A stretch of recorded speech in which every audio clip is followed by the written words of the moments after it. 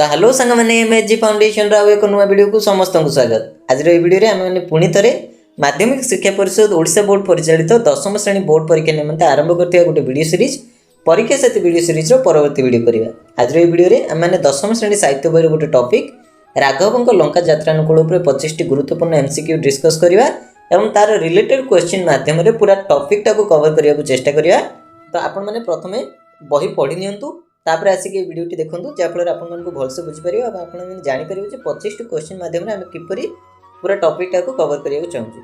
Okay तापर प्रतिटा question पढ़ा समय आपण मैंने टिके पॉज करके तार आंसर भाभी नियंतु तापर आगो को देखूँ। ओके तो देखिए प्रथम क्वेश्चन राघव लंका यात्रानुकूल काव्यांशटी उपेन्द्र भंजक केउ काव्य आनीत। तो ऑप्शन देछि प्रेम सुधानिधि, लावण्यवती, कोटि ब्रह्मांड सुंदरी, वैदेश विलास। तो आम जानते वैदेश विलास। तो वैदेश विलास जदि आम किछिटा स्वतंत्रता विषय कथा हेबा तो यहाँ तो आम जानले उपेन्द्र भंजक द्वारा लिखाई कवि सम्राट उपेन्द्र भंजक द्वारा ता संगे ये कौन होइछि एक रामकाव्य जहाँ मध्य 52टी छंद रही। केतोटी छंद रही 52 छंद विशिष्ट रचना। यार प्रत्येक पद ब आद्य वर्ण नियम रे रचित मीन्स प्रत्येक पदर प्रथम अक्षर ब रु आरंभ। ओके तापर देखिए ये क्या विषय लिखाई ना लंकार रावण द्वारा अपहृत सीता को उद्धार करने रामचंद्र समुद्र में सेतु बांधा बेलर कथा ए वर्णित। ता संगे वैदेश विलास लेखकों केउ वैशिष्ट्यता दर्शाऊँच ना उपेन्द्र भंजक अलंकार प्रियता, शब्द संयोजन कौशल एवं समाज प्रति नीतिनिष्ठ वार्ता को यही काव्य दर्शाऊँच। ओके तो वैदेश विलास विषय आम एति पॉइंट मन रखा। तापर आगू बढ़िया राम तारक मंत्र जाप करी किए कवित्व लाभ करते राधानाथ राय, गंगाधर मेहर, उपेन्द्र भंजक, गोदावरीश मिश्र। तार आंसर हम कवि सम्राट उपेन्द्र भंजक। ओके तो ये विशेष आउ किछटा पॉइंट मन रखिया जे कवि सम्राट उपेन्द्र भंजक सप्तदश शताब्दी शेष पर्यायर भंजनगर अनति दूर गंजाम जिला भंजनगर अनति दूर घुमसर राजवंश जन्मग्रहण करते उपेन्द्र भंजक राम तारक मंत्र जाप करी कवित्व लाभ करते। ओके तापर देखिबा पठित कविताटी केउ रागरे लिखित। तो पठित कविताटी आशावरी रागरे लिखित। पठित कविताटी आशावरी रागरे लिखित। ओके तापर आउठी किछटा पॉइंट मन रखिया जे उपेन्द्र भंजक किछटा लेखा। उपेन्द्र भंजक किछटा लेखा भितरे जाए कोटि ब्रह्मांड सुंदरी, लावण्यवती, वैदेश विलास, रसिक हारावली, प्रेम सुधानिधि, सुभद्रा परिणय, कला कौतुक, छांदभूषण इत्यादि सब काव्य गुड़ाक, रसपंचक भली गीतात्मक आलंकारिक कृति गुड़ाक, गीताधिदान नामक गोटे पद्यात्मक शब्दकोश थिला। तो ये सब जिनस गुड़ाक आम मन रखिया। काव्य भितर किए ना कोटि ब्रह्मांड सुंदरी, लावण्यवती, वैदेश विलास, रसिक हारावली, प्रेम सुधानिधि, सुभद्रा परिणय, कला कौतुक, छांदभूषण इत्यादि सब। तापर आलंकारिक कृति गीतात्मक आलंकारिक कृति भितर जाउछि रसपंचक। तापर पद्यात्मक शब्दकोश गोटे थिला तांकर ता ना होछि गीताभिधान। ओके तापर देखिया रामचंद्र समुद्र को पोतिबार विचार करथिले काहेकि? रावण निधन पई, सीता को पाइबार आशा जोगु, निजर शक्ति प्रदर्शन पई, लंका को ध्वंस करिया पई। तो नियति भाबे आमे गोटे लाइन पढिथिले बळिला राघव आशा सीता प्रापति रे विचारिले सिंधुपति जीवा पर्वत रे। तो एठु आमे कोन बुझिथिले ना जेतेबेले रामचंद्र कुटीर मध्य नथिबार सुजोग नै कि छद्म बेश रे आसी रावण सीता को हरण करथिला। सीता को हरण करिक से नै कि लंका रे रखिथिला। जेतेबेले हनुमान को द्वारा रामचंद्र विषय संधान पाइले तांको मन रे सीता को प्राप्त करिवार बा सीता को फेरे आनिबार आशा बढ़िला। आ सेही आशा आगरे गोटे प्रतिबंधक साजिथिला, विराट प्रतिबंधक साजिथिला गोटे समुद्र। आ से समुद्र को कौनसी उपाय न पाई कि पर्वत रे पोती की जीवा पई ही रामचंद्र स्थिर करथिले। ओके तो एठी आंसर हबो सीता को पाइबार आशा जोगु, सीता को पाइबार आशा जोगु। ओके तापर क्वेश्चन वैदेश कहले काहा को बुझाय? सुग्रीव, लक्ष्मण, सीता, रामचंद्र। हमें जानचंदी सीता होचंदी विदेह देशर कन्या, तांकू वैदेही बोली कहा जाए एवं वैदेही स्वामी स्वरूप वैदेही होचंदी रामचंद्र। वैदेही होचंदी रामचंद्र। ओके तापर देखिबा पर्वत जल रे किपरि बुड़ी जाउतला? हूँ हूँ करी, फिंपीकृत करी, सी सी करी, बुदबुद भुट करी। तो आम पढ़ते बुड़ी गला पकाइले कपि जेतेगिरी, बुदबुद न दे से जल फिपीकृत करी। आम पढ़ते कपि माने जेतेबेले समुद्र रे पत्थर पकाइले सिंधु उपरे सेतु निर्माण करने पे सब पत्थर गुड़ाक अतल समुद्र रे कौन हो जाउतला ना फिपीकृत साउंड करिकी, फिपीकृत शब्द करिकी बुड़ी जाउतला। ओके तापर बढ़िया वरुण को प्रसन्न करने पे रामचंद्र कौन करथिले? यज्ञ करथिले, पूजा अनुष्ठान करथिले, उपवास रही कुश उपरे शोइथिले, कठोर तपस्या करथिले। तार आंसर कौन हम गोटे लाइन आम पढ़ी विस्मय निश्वास तेजी वरुण प्रसन्ने बिना सनरे शयन जे गर्भ शयन से। तो ये आम कौन बुझुं ना बिना सनरे मीन्स अनारे रहीकि कुशशଯ୍ୟାରେ दर्भ शयन कुशशଯ୍ୟା उपर शोईकी से कौन करते वरुण को प्रसन्न करने चेष्टा करते। ओके तापरे रावण क्या चार कर तार आंसर कौन हम उपवास रही कुशशଯ୍ୟାରେ शोते उपवास रही कुशशଯ୍ୟାରେ शोते। 8 नंबर रावण क्या चार कर पठे विभीषण अंगद को सुख और सारण को बाली और अंगद को भौणी शूर्पणखा को। तो ये भी आम गोटे लाइन पढ़ी बुद्धे शुण अन्य प्रसंग को 10 शिर बर गिला से सुख सारण कर चार। अर्थात जिते रावण जाना पाइले जिते 10 शिर जाना पाइले जे लंकार सीमार आसी रामचंद्र निज सैन्य सामंत सहित उपस्थित होती से सुख और सारण नामक दुईटी मंत्री थे जो मानक से चार करके पठेले। तापर देखिए बुद्ध शब्दटीर अर्थ कौन पंडित माने लोक माने राजा माने मंत्री माने। तो एठार आंसर हम पंडित माने। तो यहाँ भी सूचना प्रश्न आसी तो आपण मैंने सूचना गुड़ा भी भलसे पढ़े जो बहुत सारा क्वेश्चन आसीपे।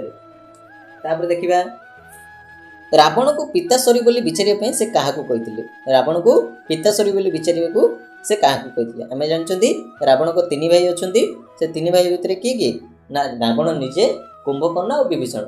तो ये 3 भाई मध्य विभीषण न्यायप्रिय और सत्यनिष्ठ व्यक्ति थे तेणु जितेबाला रावण सीता को अपहरण कर नहीं आसिले से अन्यार प्रतिवाद से करते जहाँ जो राज्य बहिष्कार कराइला और सी जा शरण नहीं रामचंद्र। ओके तो से विशेष विभीषण जिते रामचंद्र को पक्ष रही रावण कौन फील कले रावण केतिकी कूटनीति प्रवण देख ये आम पढ़ी रावण को कूटनीति प्रवणता भी पाठ में लिखाई जे रावण कूटनीति प्रयोग करके विभीषण को एवं बुझाऊँ जे कौन बुझा चाहते से ना ज्येष्ठ भ्राता पिताश्वरी ज्येष्ठ भ्राता होती पिता सामान तांकर कौन कथा को धरवा कथा नुहे तांकर कौन कथा को मन में भाविया कथा नुहे मन में धरिया कथा नुहे तेणु सब कथा भूली से पुणी थे लंका फेरी आसतु बोली रावण कूटनीति प्रवण कूटनीति प्रयोग करके सुख सारण द्वारा गोटे वार्ता विभीषण को पाक पठे। तो ये ऑप्शन कौन अच्छी सुग्रीव विभीषण सुख सारण अंगद। तो ये आंसर कौन हम विभीषण। ओके विभूतिभूषण क्या कहुई लंकापति रावण रामचंद्र बाली और सुग्रीव। आम जानते विभूतिभूषण अर्थ भस्मभूषण।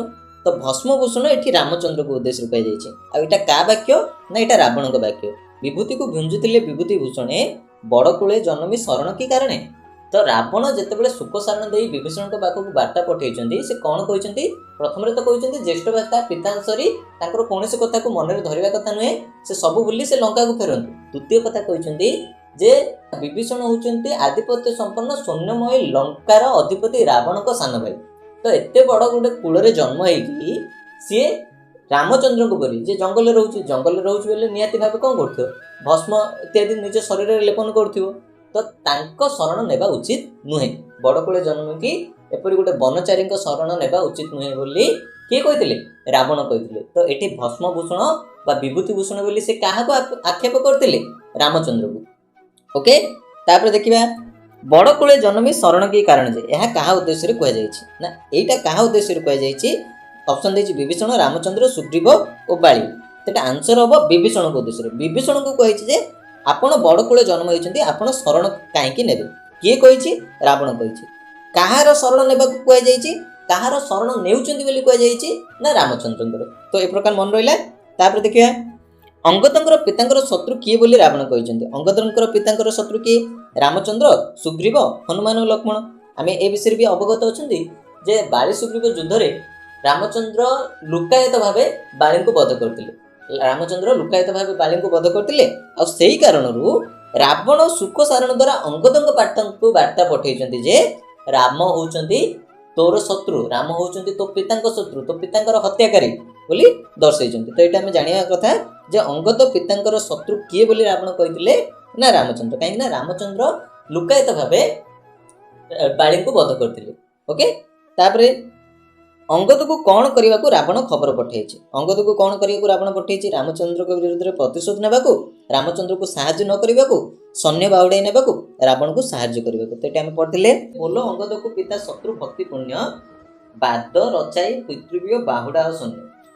अर्थात जेहेतु से तुम पिता हत्याकारी जेहेतु से तुम पिता शत्रु थे ତମେ କଣ କର ନିଜ ପିତୃବ୍ୟଙ୍କ ସହିତ, ପିତୃବ୍ୟ ଅର୍ଥ କକା, କକା କି ସୁଗ୍ରୀବ, ତ ସୁଗ୍ରୀବଙ୍କ ସହିତ କଣ କର ବାଦ ରଚାଅ, ଆଉ ବାଦ ରଚାଇକି କଣ କର ତୁମେ ସୈନ୍ୟ ଧରିକି ଫେରିଯାଅ, ତ ଏଠି କଣ ଠିକ ହବ ନା 14 ନମ୍ବରର ସିଟା ଠିକ ହବ ଯେ ସୈନ୍ୟ ବାଉଢେଇ ନେବାକୁ। ତାପରେ କଣ ହେଲା 15 ନମ୍ବର ଦେଖିବା, ବିହୟସେ ବିହରି ସାଗର ଜିଣିଯାଏ। ରେଖାଙ୍କିତ ପଦର ଅର୍ଥ କଣ? ଆକାଶରେ, ସମୁଦ୍ରରେ, ପର୍ବତରେ, ସ୍ଥଳପଥରେ। ତ ଏଇଟା ବି ଗୋଟେ ସୂଚନାରୁ ହିଁ କ୍ୱେଶ୍ଚିନ୍ ଆସିଛି। ତାର ଆନ୍ସର ହବ 15 କ, 15 ଏ ଆକାଶରେ। ତ ସୂଚନା ଗୁଡାକୁ ନିହାତି ପଢନ୍ତୁ।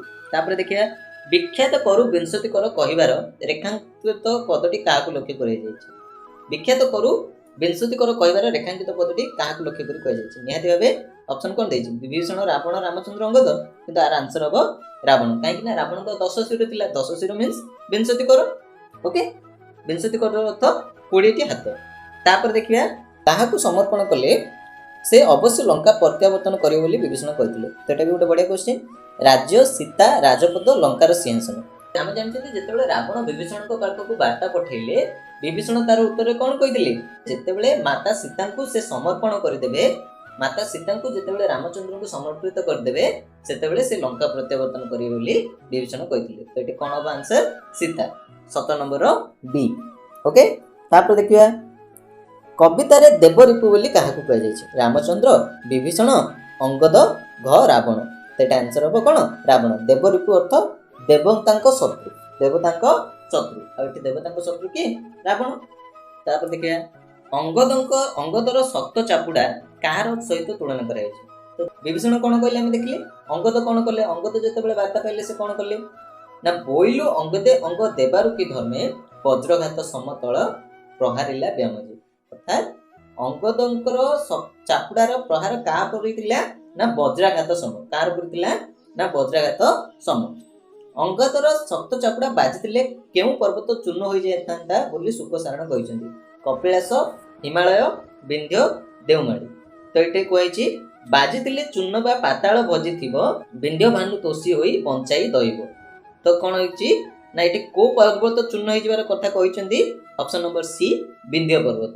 ତ ସେ ଚାପୁଡାର ପ୍ରଭାବ, ସେ ଚାପୁଡାର ପ୍ରକୋପ ଏତେ ଥିଲା ଯେ ସେଇଟା ଯଦି ବାଜିଥାନ୍ତା, ଆମେ କଣ ଶୁକସାରଣ କଣ ବିନ୍ଧ୍ୟ ଭାନୁ, ଶୁକସାରଣ କଣ ବିନ୍ଧ୍ୟ ପର୍ବତ ମଧ୍ୟ ଚୂର୍ଣ୍ଣ ହେଇଯାଇଥାନ୍ତା।